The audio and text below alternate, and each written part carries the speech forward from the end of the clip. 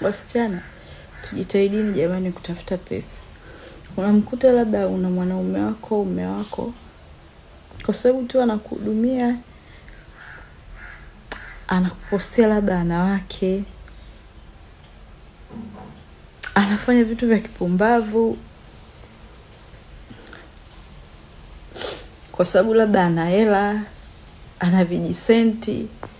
Ukimuuliza kwa nini unafanya hivi, anaanza kuuliza wewe kitu gani labda upati, kitu gani umeniomba upati.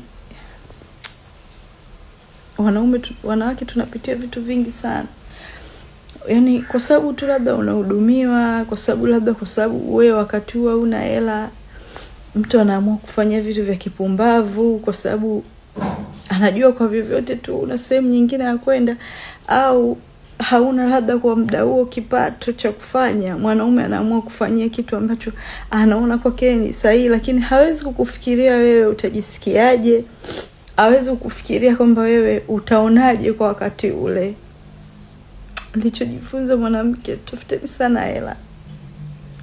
Tutafute sana hela, tuishi bila kutegemea hao viumbe. Wanaume ni watu wanyanyasaji sana. Yaani hata umfanyie mema 1000 hawezi kukukumbuka wala aka feel the way unavyo feel.